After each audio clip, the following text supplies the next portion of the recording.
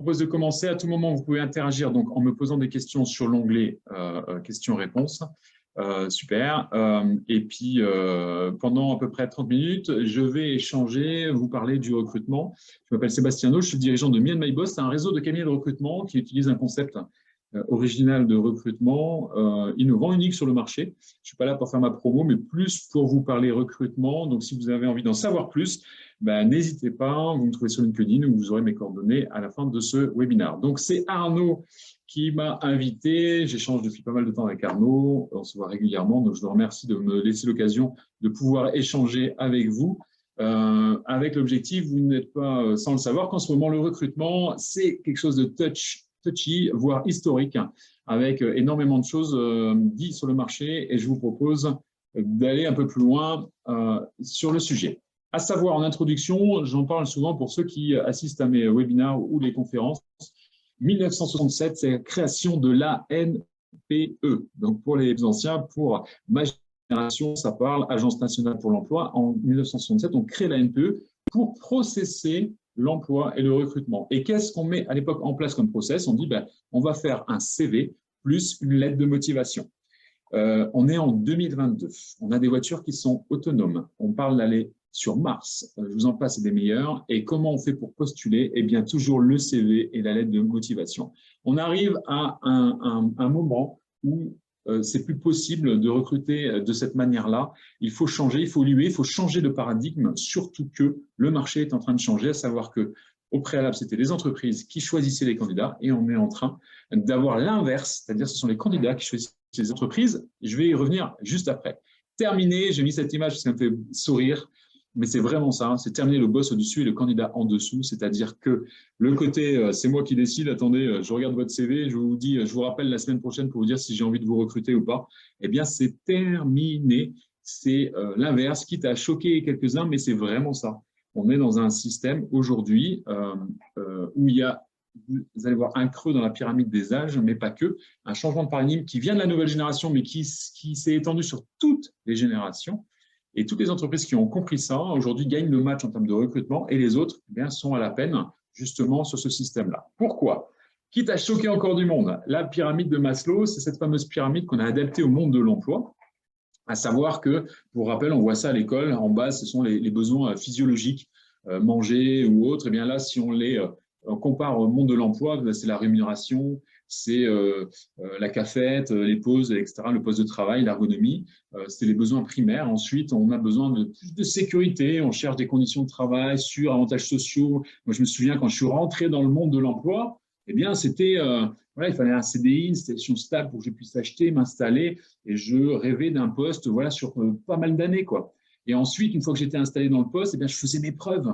Et puis, à partir de là, mes relations de travail commençaient à augmenter, réunions, événements professionnels. Et puis, j'avais des responsabilités, mon poste commençait à augmenter. J'étais sur l'estime de soi et réalisation à la fin. J'avais des responsabilités.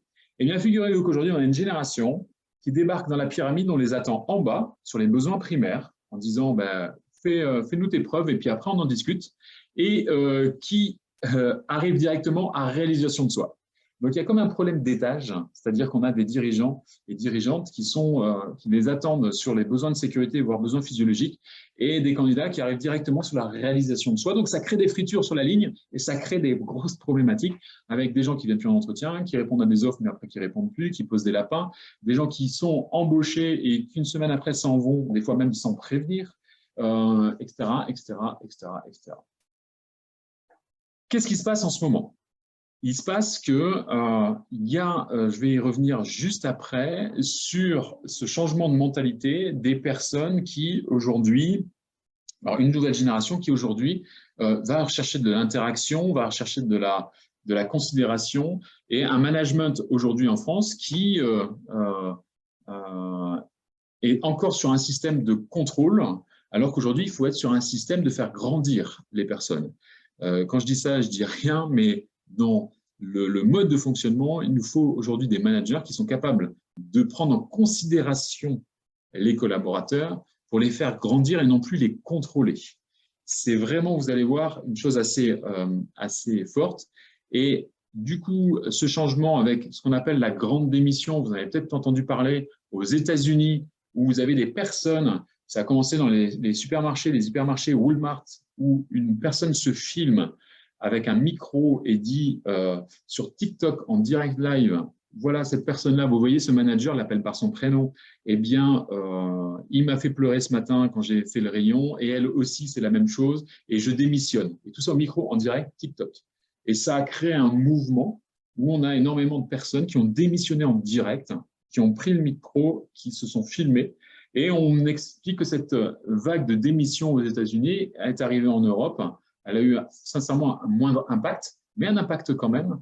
Et derrière, on a des personnes qui sont sur aussi des postes ou dits alimentaires. Ils vont travailler parce qu'ils n'ont pas le choix, mais ne sont pas épanouis.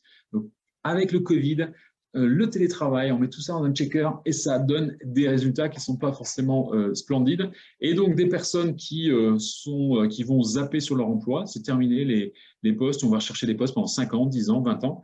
Là, on est sur 1 à 2 ans. Et du coup, ça donne des offres d'emploi qui pleuvent de tous les côtés. Pôle emploi qui référence aussi tous les partenaires, les sites emploi, eh bien, dépassent le million chaque mois d'offres d'emploi. Le million, ça veut dire quoi? Ça veut dire que, comme je le disais en préambule, le côté ANPE, CV plus, enfin, offre d'emploi plus aide de motivation est dépassé. Eh bien, on se retrouve aujourd'hui dans ce que j'appelle, moi, un océan rouge. Océan rouge, dans le langage des startups, c'est quoi? Si demain, j'ouvre une entreprise, par exemple, qui vend des télécopieurs, eh bien, il y en a des milliers en France. Et si je n'ai pas une valeur ajoutée différente ou quelque chose qui me différencie, eh bien, je suis dans l'océan rouge. J'arrive et tout de suite, je propose le même produit que les autres petits copains. Même si je dis que je suis innovant, je propose la même chose et je suis noyé dans l'océan rouge. Aujourd'hui, quand vous passez une offre d'emploi, vous êtes malheureusement noyé dans l'océan rouge parce que c'est toujours la même chose. Entreprise en pleine croissance, recrute, son commercial, je prends un stéréotype, une caricature, mais c'est vraiment ça. Et du coup, un candidat qui cherche, il est blasé, il regarde. Et alors, quand il y a marqué « Envoyez votre candidature à cv@contact », tatati tatata, plus une lettre de motivation, là, c'est encore moins motivant là-dessus. À savoir que ça ne vient pas que de la nouvelle génération, c'est en train d'inonder tout le marché. Les personnes vont préférer une rémunération moindre à un équilibre de vie plus, avec un mélange vie pro, vie perso. En France, on séparait clairement les deux et on est en train de faire comme dans les pays anglo-saxons. On me recrute comme on est ou on ne me recrute pas. Pareil, ça peut choquer, mais je suis là pour vous expliquer aussi les tendances du marché et ce qui est en train de se passer. Donc, on a deux solutions. Soit on reste ancré sur son mode de fonctionnement et comme je peux l'avoir sur mon éducation en disant valeur travail, attention, il va falloir faire tes preuves, ou à un moment donné, on regarde comment fonctionne le marché et on s'adapte et on fait en sorte justement d'être dans l'océan bleu, de sortir de tout ça et pour aller capter des gens. Et aujourd'hui, c'est vraiment la seule solution parce qu'on arrive, avant, on avait des postes dits pénuriques. Le mot pénurique, pour ceux qui ne sont pas dans le recrutement, c'est quand on a beaucoup de mal à trouver un profil. Pendant longtemps, c'était les développeurs web, par exemple, qui sont des profils pénuriques. Eh bien, aujourd'hui, c'est pratiquement sur tous les postes, même les postes d'assistanat. Avant, on passait une offre d'emploi, cherche assistant administratif ou assistant comptable ou assistant de direction, et on avait, au bout de 100 CV, on était obligé de couper les tuyaux parce que ça arrivait partout. Aujourd'hui, sur une échelle de 100, si on arrive à 15-20, c'est le grand maximum.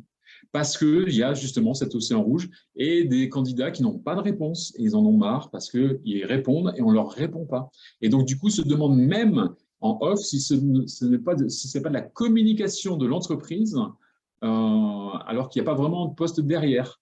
Ça va jusqu'à sur LinkedIn, le principal réseau social professionnel qui a explosé avec le Covid, qui est devenu la référence là où les gens sont, eh bien, vont aller demander des infos par message privé aux salariés, aux collaborateurs de l'entreprise pour savoir est-ce que vous recrutez bien là, parce que moi j'ai répondu et je n'ai pas de réponse. Et en termes d'image, on parle d'image employeur, eh bien, ça crée forcément pas des choses positives puisque vous avez même des sites aujourd'hui meilleurentreprise.com, par exemple, pour citer un français, eh bien, où les candidats, les collaborateurs peuvent aller mettre un avis sur ce qu'ils vivent ou ont vécu dans l'entreprise.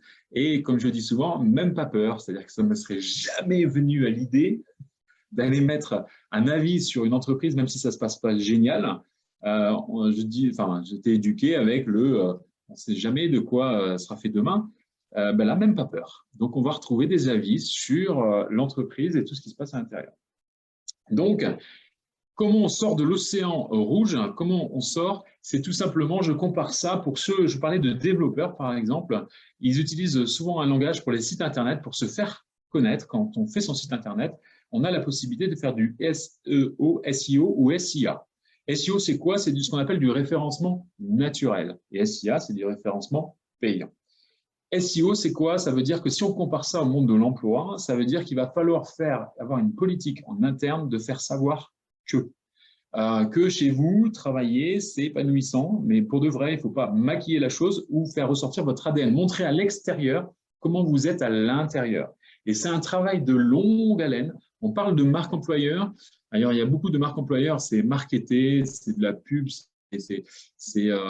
pour prendre un terme trivial, c'est bullshit, comme disent certains, en dommage des startups. Et puis d'autres, c'est vraiment sérieux, c'est-à-dire que ils n'ont pas acheté une table de ping-pong juste pour dire il y a une table de ping-pong et pas s'en servir.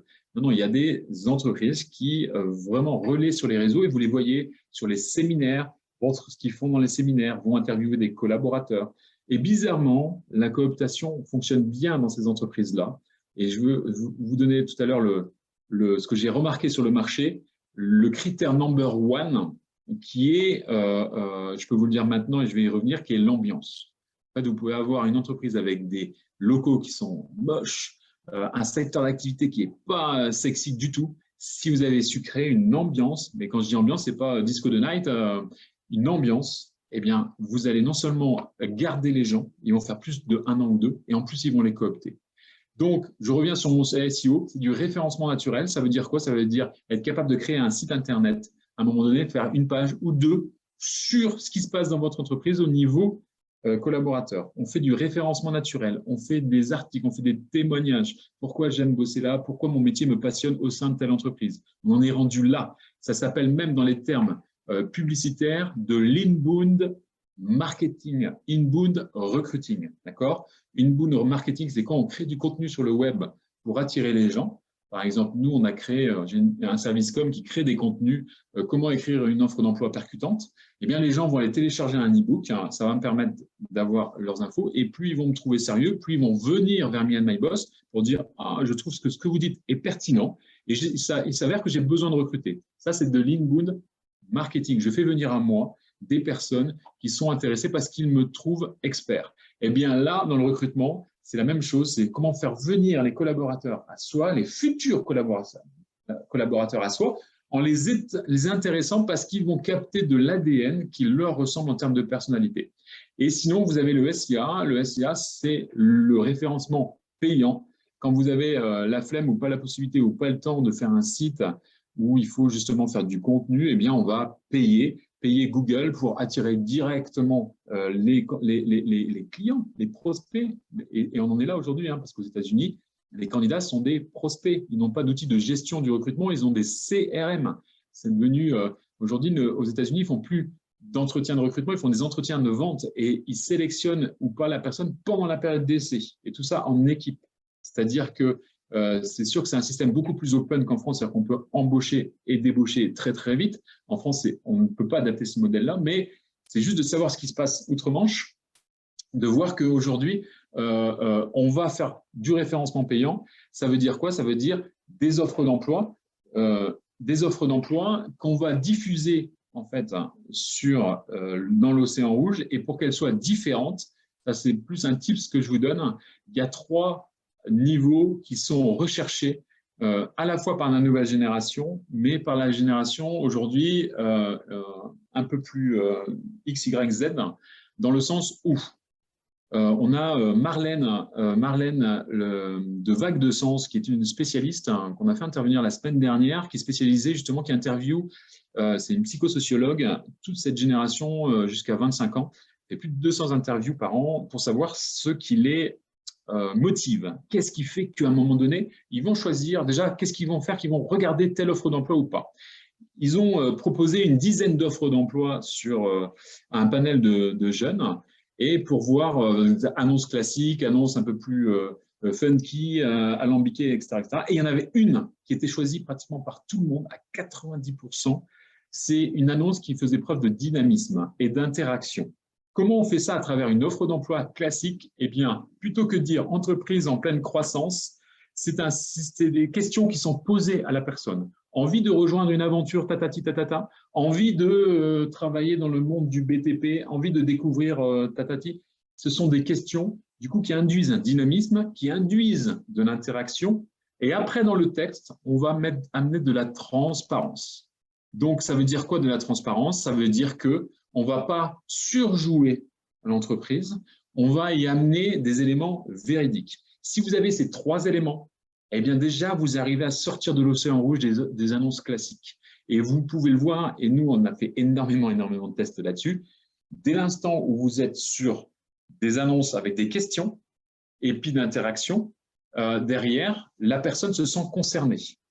Je prends toujours cette génération, encore une fois, et pourquoi j'insiste sur cette nouvelle génération, c'est parce que c'est eux qui vont donner la tendance pour les prochaines années. Et que c'est déjà le cas là-dessus. On a un système, nous, par exemple, de recrutement où on va cacher l'identité d'entreprise et quand on va poser une question, on va donner un indice sur l'entreprise qui recrute au candidat. Et au bout de 5 questions et 5 indices, il découvre l'identité de l'entreprise. Eh bien, on a créé cette interaction, on a créé ce dynamisme et dans les indices qu'on dévoile au candidat, on amène de la transparence. Et il y a un 4e élément que je n'ai pas marqué, c'est la prise de considération de la personne. La personne ne se sent pas comme un numéro au sein du système. Eh bien, ceux qui arrivent à créer des systèmes de recrutement où on y retrouve ces 4 éléments, surtout ces 3, la transparence, interaction, dynamisme et la prise en considération, eh bien là, c'est le combo gagnant.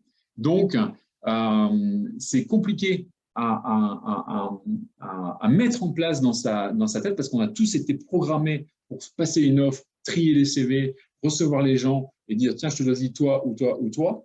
Maintenant, on est dans l'inverse. On est dans « il faut être attractif ». Il faut être dans l'interaction, il faut séduire les gens. Une fois qu'ils sont là, on les voit en entretien. Et puis, il faut faire un choix et tout en étant dans la transparence, en expliquant, voilà, je vais regarder ça, il y a d'autres personnes aussi que j'ai vues, vous m'intéressez pour ça, ça, ça, ça. Et inversement, mon entreprise, on est bien là-dessus, là-dessus, là-dessus, on a des axes d'amélioration là-dessus et là-dessus. Ça va jusqu'à ce qu'on appelle dans le langage, encore un anglicisme, le onboarding, c'est-à-dire que une fois qu'on a choisi la personne, il faut mettre en place un process de mail, d'interaction avec le candidat pour éviter qu'il ne vienne pas le jour J parce qu'il s'est fait démarcher entre-temps par une autre entreprise. C'est la guerre des talents. Le mot « guerre » est vraiment utilisé aujourd'hui.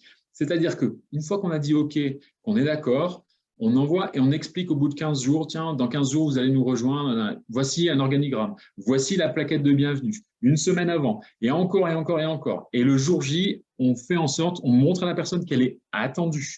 Et on évite l'erreur de certains grands groupes qui font ce système-là, et au bout de 3 jours, la personne se retrouve. J'ai vu des vidéos de personnes qui ont été intégrées, c'était assez édifiant, qui disaient j'étais super bien accueilli, mais au bout de 2 jours, j'étais dans un bureau au fond d'un couloir et plus personne ne venait me dire bonjour. Et du coup, il y a un turnover de malades, tout simplement parce que pas de prise de considération. Et aujourd'hui, on est dans un système de je zappe très rapidement. Donc, ça veut dire quoi? Certains managers ont développé, par exemple, des pratiques où ils font un entretien au bout de 7 jours, demandent, par exemple, un rapport d'étonnement. On voit ça beaucoup dans les entreprises. Voilà, avec ce qu'on vous a dit avant, ce que vous avez vécu en interne à votre arrivée, est-ce qu'il y a des choses qui vous ont étonné? Et prise de considération, vont dire à la personne va dire oui, ça, j'ai trouvé ça. Ça, par contre, j'étais assez étonné de ci, de ça. Je ne savais pas qu'il y avait ça, ça, ça. Très bien. Est-ce que vous trouvez que c'est un problème? Bah ouais, c'est quand même. Est-ce que vous avez envie, en plus de votre mission pour laquelle vous avez été recruté, de vous occuper, de régler ce problème-là? C'est-à-dire qu'à un moment, on donne une mission complémentaire par rapport à un rapport d'étonnement à une nouvelle recrue, du coup, qui se dit waouh, prise en considération, je vais participer. Et c'est ce qui va permettre de créer ce qu'on appelle une ambiance dans l'entreprise. C'est-à-dire que vous avez commencé à prendre en considération la personne s'est aperçue qu'il y avait un truc qui ne lui plaisait pas, qu'on ne lui avait pas dit avant, mais vous lui proposez de régler le problème. Et donc, à partir de là, c'est une première étape. Et quand je parle d'ambiance, c'est aujourd'hui, vous allez voir dans les années qui viennent, c'est ce qui va faire la différence en termes de recrutement et qui va permettre aux entreprises d'avoir de la cooptation. Je prends pour exemple Lidl, où cette même Marlène nous faisait part de son intervention. On lui a demandé d'intervenir au sein de Lidl, puisque dans certains magasins, il y avait un turnover affolant, et dans d'autres magasins, 0% de turnover. Donc, elle a été interviewée, ces magasins-là, et figurez-vous que dans les magasins où il y a 0 turnover, c'est le mot ambiance qui ressort à chaque fois. C'est-à-dire qu'à chaque fois, on dit, mais quand même, c'est très, très dur comme métier parce que vous passez de la mise en rayon à la caisse, d'un seul coup, à la chambre froide, à la réception des camions. Oui, mais il y a une ambiance, c'est génial. Le manager, tatati et tatata. Et ambiance, ça veut dire quoi? C'est pas disco de night, encore une fois. C'est pas, parce qu'on a tendance à dire, il faut mettre de l'ambiance dans l'entreprise. On croit qu'il faut faire bip bip, mettre la musique, les petites paillettes. Non. Une ambiance, c'est quoi? C'est être transparent dans ce qui se passe dans l'entreprise. C'est de prendre en considération la personne, de lui demander comment ça va, mais pour de vrai, d'écouter, d'entendre et écouter, parce que souvent on entend mais on n'écoute pas, la nuance est là. Et derrière, c'est de faire grandir la personne. C'est pour ça que certains DRH, maintenant dans les entreprises, commencent à embaucher ou à référencer des coachs. C'est-à-dire que maintenant, c'était réservé aux cadres sup ou aux cadres, des coachs pour qu'ils puissent grandir, s'épanouir. Et bien maintenant, on commence à avoir des systèmes, je connais des entreprises, même avec 30 ou 40 salariés, qui ont des coachs externes, ça leur coûte de l'argent. Par contre, ça fidélise tout simplement leurs collaborateurs, ça les fait grandir et derrière, ils n'ont plus envie d'aller voir ailleurs. Pour terminer sur cette page ambiance, vous allez entendre aussi ce qu'on appelle de plus en plus, et vous allez peut-être halluciner sur le sujet, des effets boomerang. Effet boomerang, c'est quoi? C'est tout simplement un collaborateur qui démissionne, qui s'en va pour voir si l'herbe est plus verte ailleurs et qui revient tout simplement parce qu'elle n'était pas plus verte. Et ça, on en voit de plus en plus. Et vous avez beaucoup d'entreprises. Par exemple, je vais prendre le stéréotype du directeur commercial. Son commercial s'en va à la concurrence et demande à revenir parce que, en fait, ce n'était pas ce qu'on lui avait dit. On n'avait pas été transparent avec lui. Et le directeur commercial, par tout simplement fierté, dire non, t'es parti, c'est trop tard, merci, au revoir. Ça, on le voit beaucoup. Mais la mentalité est en train de changer, c'est-à-dire que ce sont les managers gagnants, c'est ceux qui sont capables de comprendre que humainement, eh bien, voilà, on n'est pas à l'abri de faire, voilà, d'aller voir ailleurs, ben, c'est comme ça, et on se rend compte d'eux et les accueille à nouveau. Et surtout, face au problème de recrutement, c'est plus rapide de réintégrer un commercial qui a été voir ailleurs et de le fidéliser, parce qu'il a vu que l'herbe n'était pas plus verte ailleurs, que recommencer tout à zéro. Et donc, cet effet boomerang, on le voit de plus en plus en ce moment, avec un autre mot, écoutez bien, le off-boarding. Donc, on a le onboarding, encore un anglicisme, à savoir l'accueil du candidat avant même qu'il arrive pour être sûr qu'il soit là. Je ne sais pas si vous êtes au courant, mais il y a énormément de candidats qui posent des lapins ou qui, même au dernier moment, ne viennent plus dans l'entreprise parce qu'ils ont été démarchés ailleurs.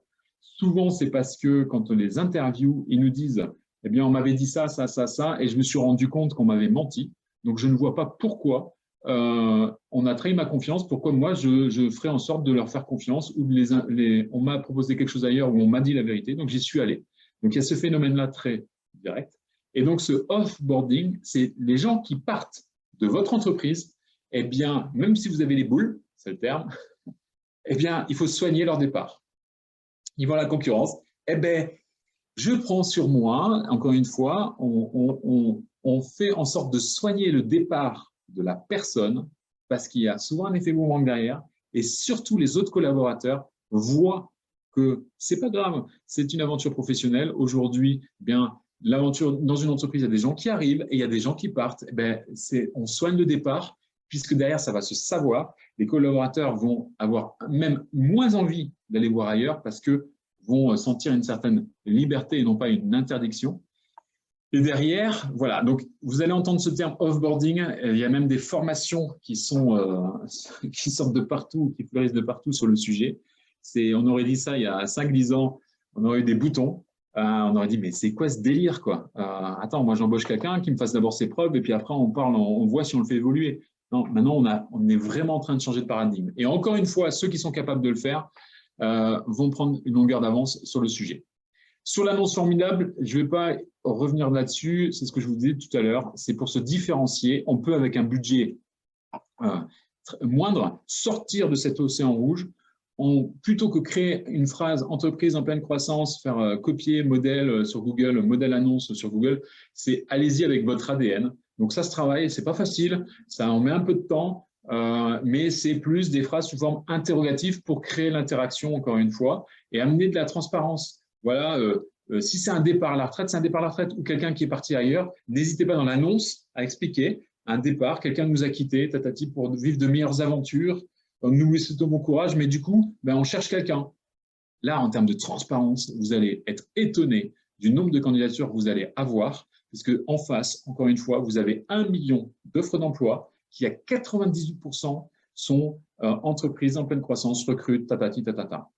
Un autre pourcent qui essaie sur des termes, recrute le super ninja pour du développement, mais ou la superstar, ou le Batman, ou le Superman 2, mais c'est du camouflé et ça ne fonctionne pas ou très peu, ou voilà, les candidats trouvaient ça marrant 5 minutes, mais aujourd'hui, ce n'est pas le cas. Par contre, interaction, prise en considération et transparence. Je prends un exemple pour vous montrer à quel point aujourd'hui le recrutement, et on le voit, et je vais vous parler d'un épisode que j'ai vécu pas plus tard que hier matin. Je prends Century 21, ça fait quelques mois qu'ils font une campagne, Century 21 qui recrute des profils recherchés, hommes ou femmes très motivés, c'est tout. Le reste, on s'en occupe. Ça veut dire que aujourd'hui, on va recruter sur la personnalité.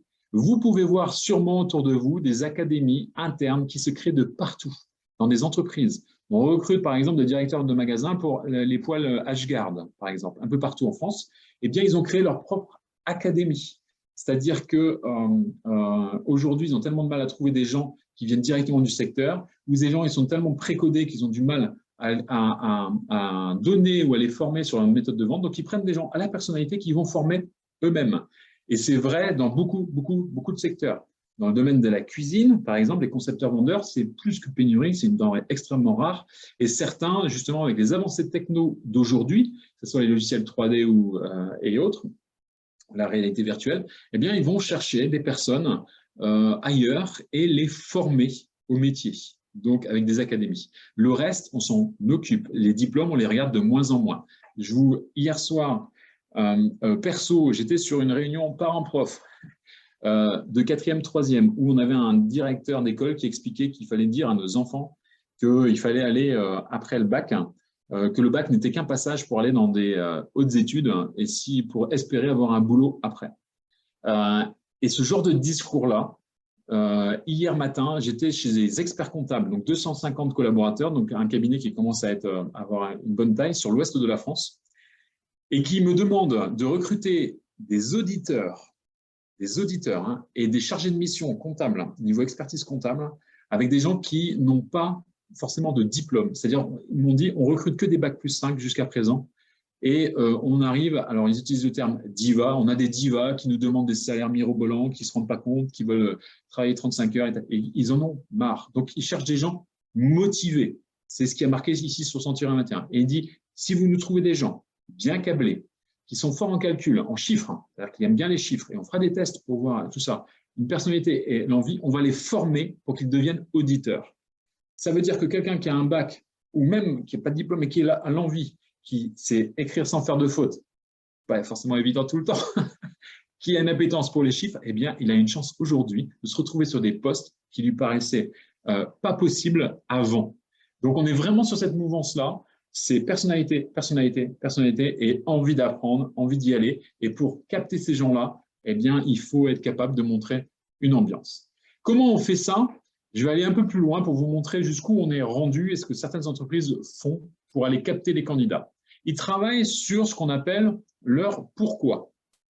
Le pourquoi, c'est quoi? Je vous invite à aller voir Simone Sinek, par exemple, qui fait un TEDx. C'est un format de scène en fait, où des gens interviennent dans un rond rouge sur scène pour parler d'un moment de vie, une idée, avec l'objectif de faire avancer le monde sur justement et donner l'envie aux personnes de se bouger. Et donc, c'est un format, et vous en retrouvez dans toutes les villes du monde. Il y en a à Rennes, il y en a à Paris, il y en a ça s'appelle des TEDx, et il y a des talks que vous retrouvez qui sont hyper inspirants sur le web. Et Simone Sinek fait une comparaison entre Apple, par exemple, et Dell, les ordinateurs, en expliquant que Dell vend des ordinateurs, alors qu'Apple vend une manière de penser différemment. Quand les gens achètent un Mac ou vont acheter un iPhone, ils vont acheter une image, une manière de penser, un style de vie presque. Alors que quand vous achetez un ordinateur Dell, eh bien, vous allez acheter un ordinateur.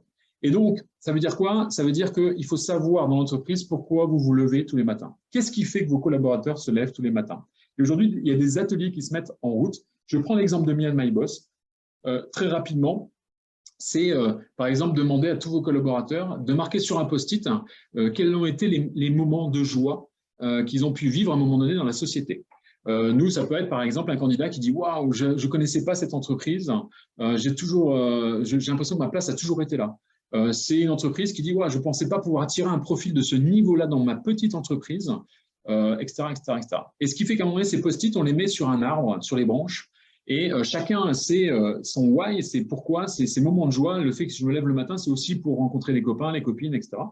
On met tout ça sur un arbre et on essaie de trouver un tronc commun à tout le monde qui fait qu'on va être d'accord sur un why, un pourquoi. Et vous verrez, les startups, ça peut faire sourire, mais souvent les dirigeants se présentent et disent « Bonjour, je m'appelle Tatatag, mon why, c'est ça ». Et par exemple, chez Me and My Boss, c'est « Osons recruter différemment de manière à offrir une chance à tous ».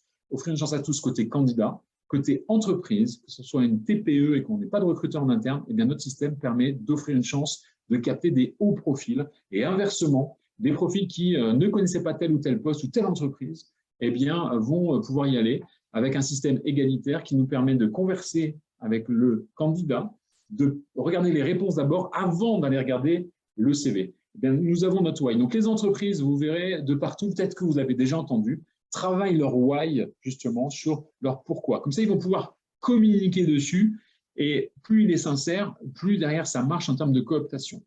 Si on va encore plus loin, derrière, on fait des réunions avec différents collaborateurs pour, encore une fois, prise en considération. Et aujourd'hui, il faut prendre le temps de faire ça parce que j'entends certains managers qui disent « Non, mais je n'ai pas le temps de faire ça ». Mais si on veut recruter aujourd'hui et tirer son épingle du jeu et qu'on est freiné dans sa croissance, ce qui est le cas de beaucoup d'entreprises par rapport au recrutement, eh bien, on va faire cette carte appelée d'empathie. Je prends l'exemple, on m'a fait intervenir à Seine-Saint-Denis pour recruter des professeurs. Challenge, j'adore tout ce qui sort un peu de l'ordinaire.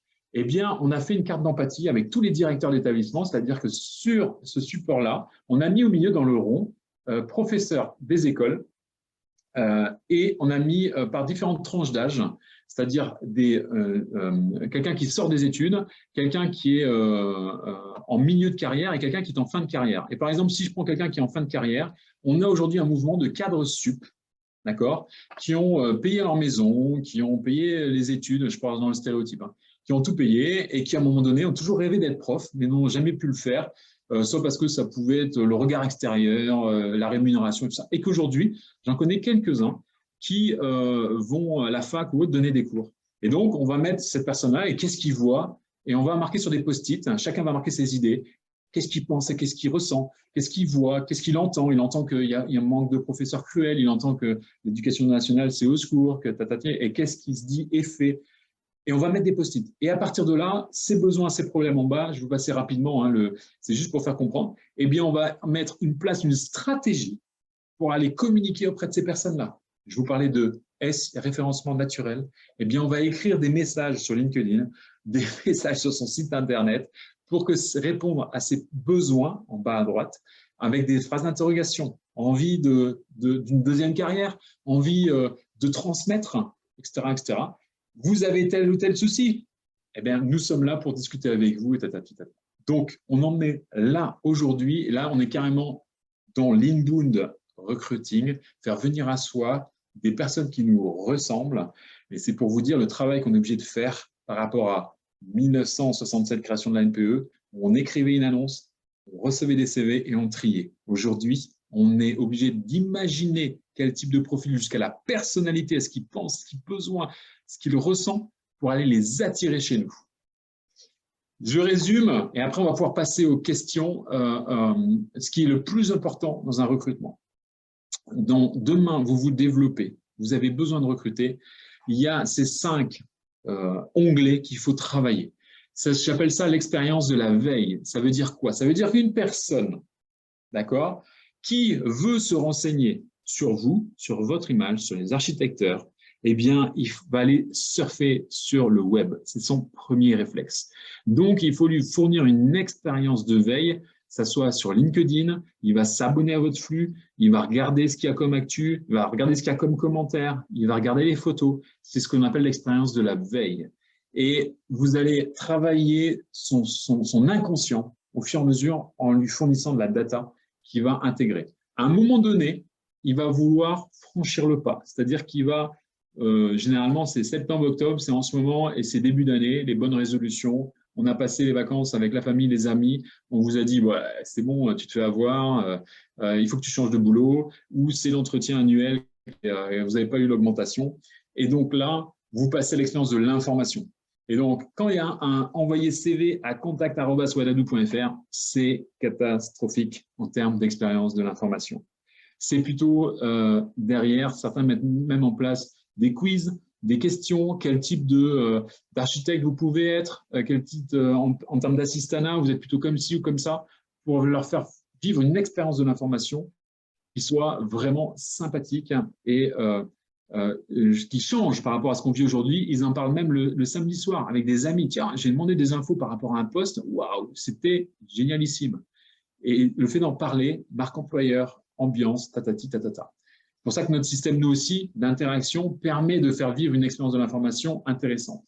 Ensuite, vous recevez les candidats. Et là, c'est l'expérience de recrutement.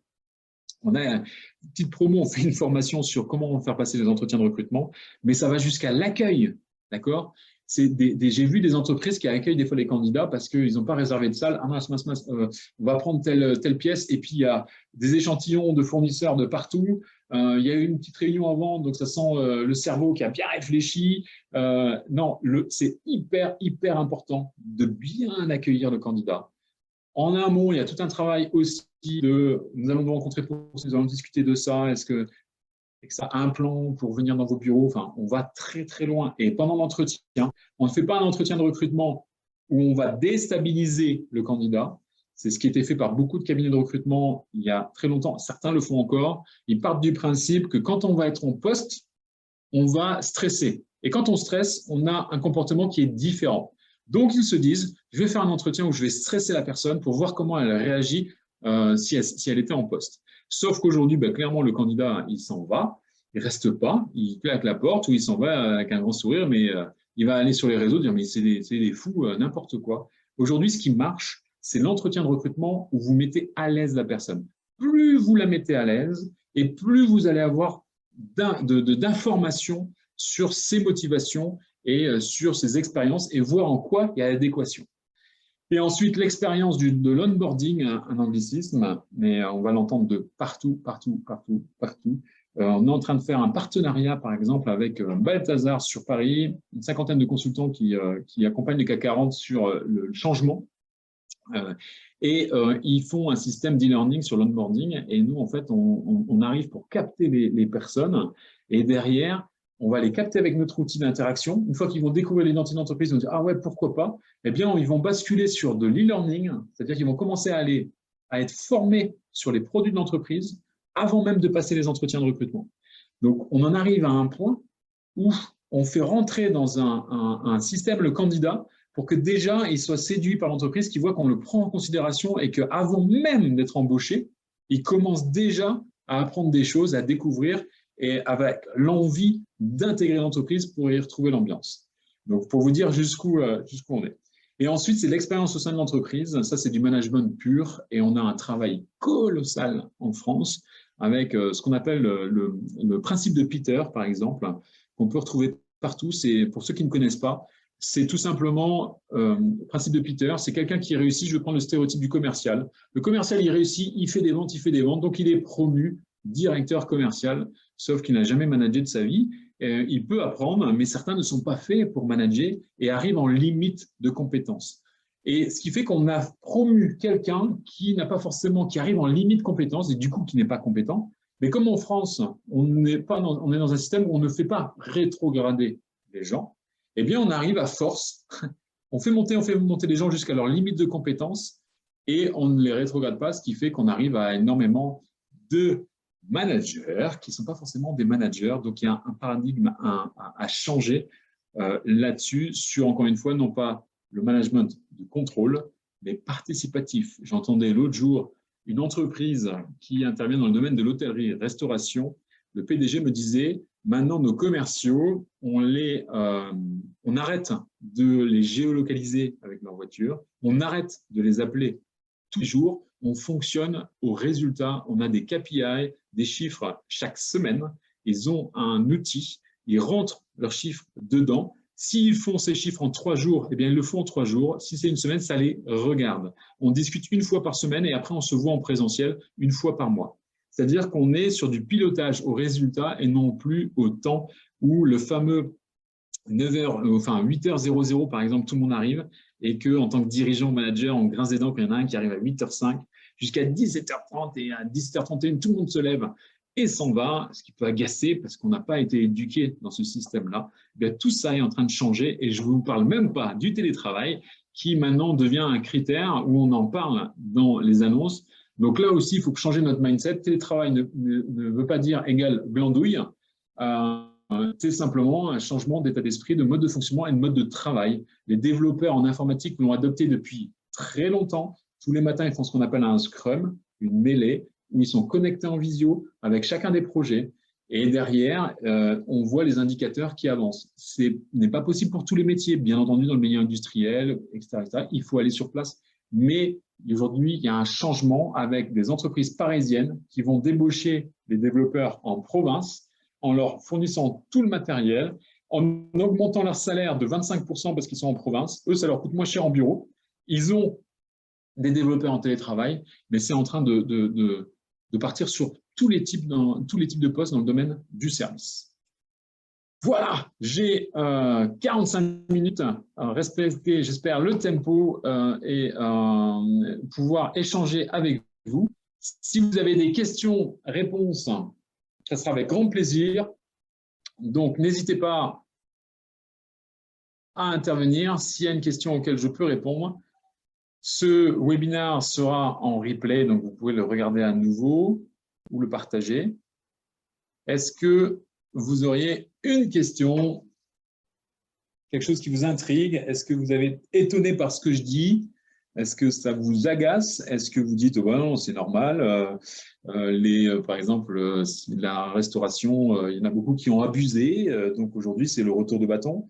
Ou inversement, c'est une génération aujourd'hui qui est couponnée, plus personne n'a envie de bosser, où sont passés les candidats? Je fais exprès de prendre des sujets polémiques.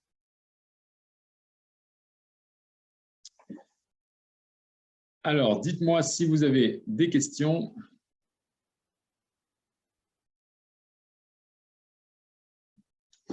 Alors, tac.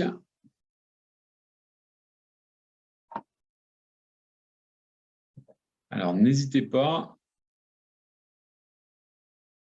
Hop, je regarde tout simplement. Ouais, nous sommes des petites structures, candidats de bac plus 5 ou 6. Vous entendez ça et rien réussi car chacun son métier et pas les moyens de passer par une structure spécialisée. Comment faire? Ouais, c'est ce que je disais, ce que j'appelle TPE, en fait. Comment faire? C'est déjà, aujourd'hui, les profils sont accessibles, ils sont tous visibles sur LinkedIn. Ça, c'est une première chose. Alors ça, on peut identifier, même aspirer des bases de données, c'est-à-dire que personnellement, j'ouvre des cabinets de recrutement un peu partout en France. Eh bien, je regarde tous les consultants en recrutement. Il y a des outils comme Waalaxy, W-A-A-L-A-X-Y.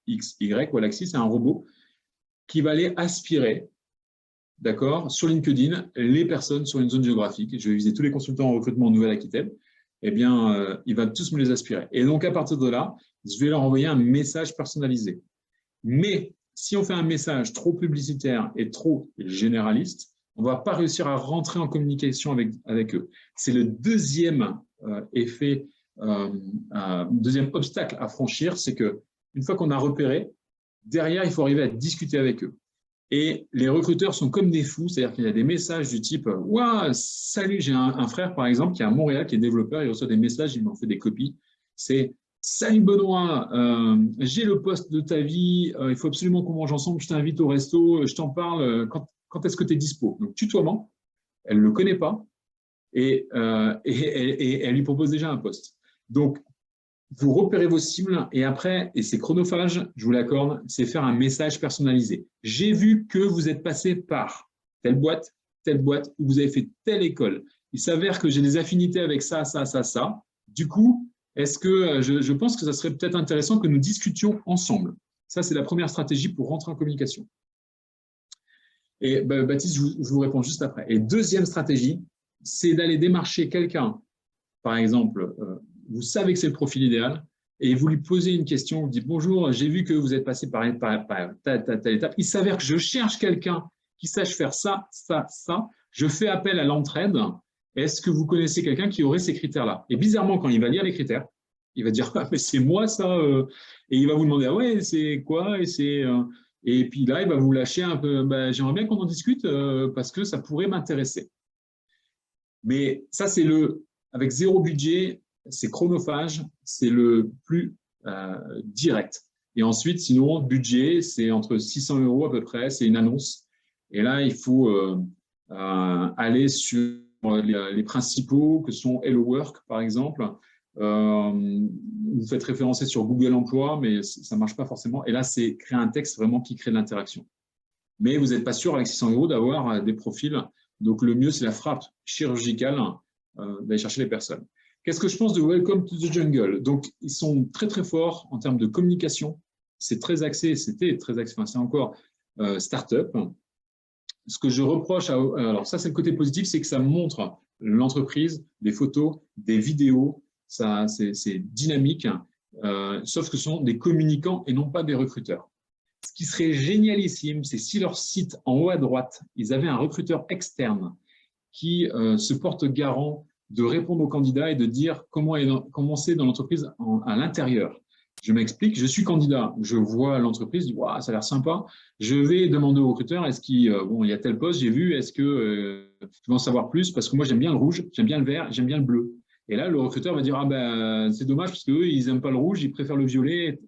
Et le recruteur va faire le lien, c'est-à-dire qu'il est externe, mais c'est un recruteur de confiance. C'est-à-dire qu'il ne va pas survendre, mais voir si les ADN sont compatibles. C'est ce qui manque à Welcome to Jungle parce que du coup, c'est devenu un site publicitaire quelque part, en termes d'image, en termes de marque employeur. Ça a le mérite, ils sont extrêmement forts en termes de com, mais derrière, ce que recherche le candidat, c'est des réponses. Et du coup, les candidats repèrent sur Welcome to Jungle les collaborateurs, ils regardent les vidéos, et après, ils vont sur LinkedIn et ils vont leur poser des messages, des questions en message privé. C'est quand même dingue. Voilà, j'espère que j'ai répondu, Baptiste, à votre question. Si vous avez d'autres questions, hop, n'hésitez pas, ce sera avec grand plaisir.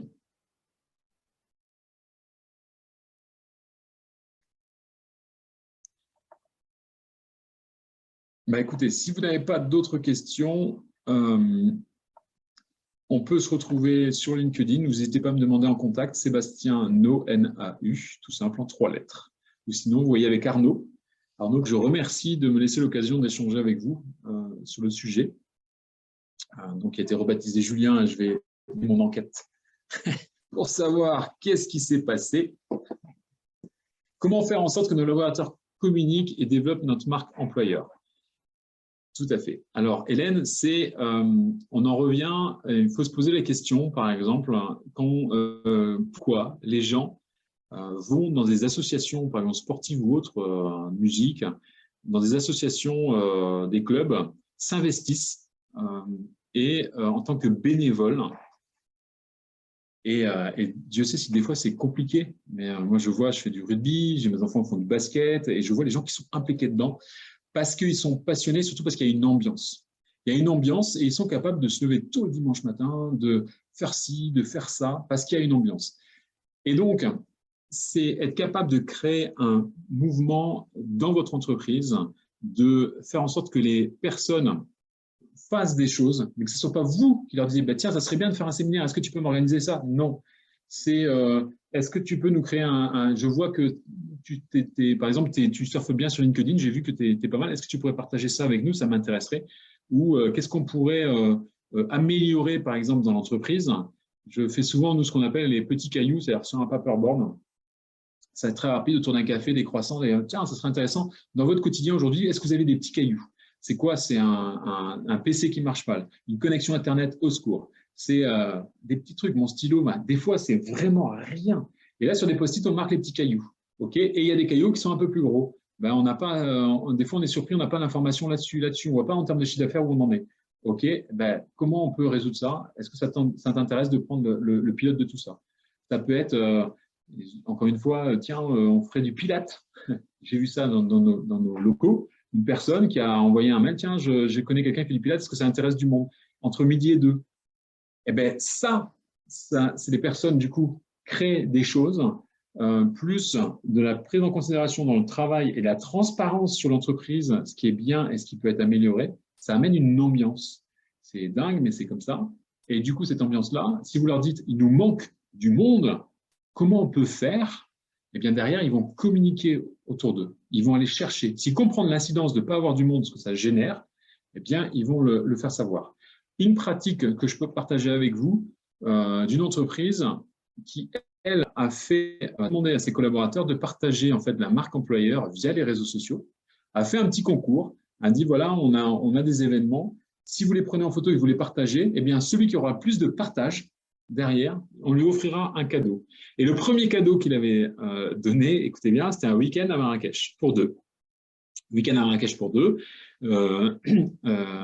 C'était budget 1 000 €, un truc comme ça. Et derrière, il y en a très peu qui ont partagé au départ. De manière claire, il nous raconte l'histoire, il nous dit qu'il y en a très peu qui ont partagé, sauf qu'il y en a un qui a partagé et on lui a fait gagner le voyage à Marrakech. Donc, le dirigeant dit, je suis allé le voir, je vais donner, j'ai pris en photo, on a mis ça sur tous les réseaux sociaux. Et ce qu'on a demandé aux collaborateurs, la contrepartie, c'est que pendant tout son séjour, enfin son week-end à Marrakech, il faut qu'il prenne des photos. Eh bien, il a relancé le concours derrière avec un autre voyage à gagner. Et cette fois-ci, tout le monde a participé comme des fous parce qu'il s'était rendu compte tout simplement de l'impact. Donc, ça aussi, ça peut être des idées à développer. Il m'a dit, pour 1 000 €, j'ai eu une campagne de com monumentale qui m'aurait coûté plus cher si j'avais fait un communiqué de presse ou si j'avais essayé de faire tout ça. Voilà, Hélène. Comment débaucher?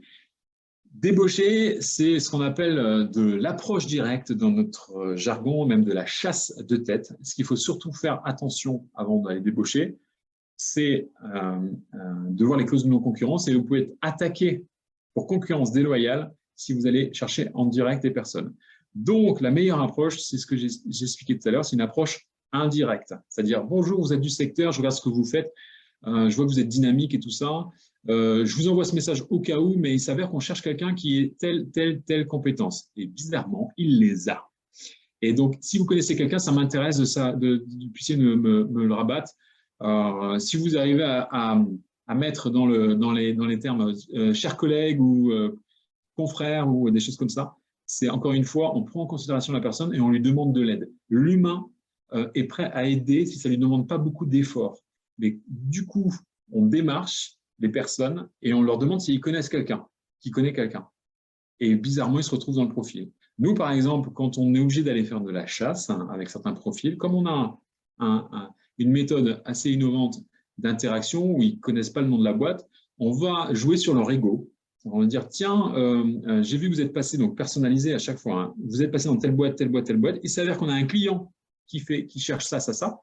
Et on a même développé un nouvel outil pour un nouveau concept de recrutement, 5 questions, 5 indices. Et vu votre profil, j'aimerais savoir ce que vous en pensez. Donc ça, je vous invite à le tester et on aimerait savoir comment vous vivez ça.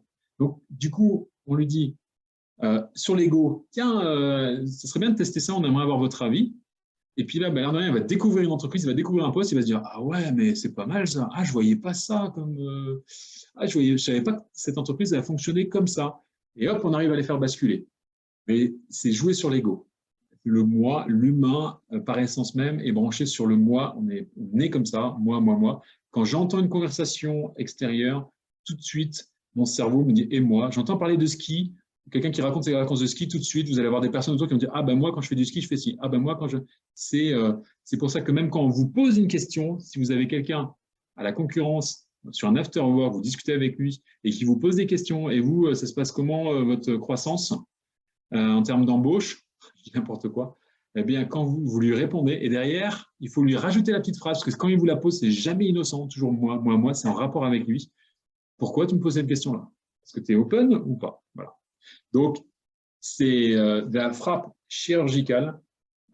Et pour finir, Hélène, les méthodes utilisées par les anciennes méthodes, mais là, vous ne pouvez pas faire vous-même, ce sont ce qu'on appelle des scénarios. On se fait passer pour un faux client, par exemple, on repère le nom de la personne, on prend le téléphone, c'est ce que faisaient les chasseurs de tête avant, se faisait passer pour un client pour avoir le directeur commercial ou pour avoir tel ou tel architecte.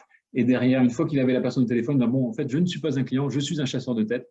La personne se sentait un peu valorisée, mais ça avait double tranchant parce que du coup, on biaisait le système en termes de valeur, on montait pour avoir accès à la personne. Donc avec le digital, tout ça a sacrément disparu. On n'est plus sur du réseau, mais voilà. Est-ce que vous avez d'autres questions?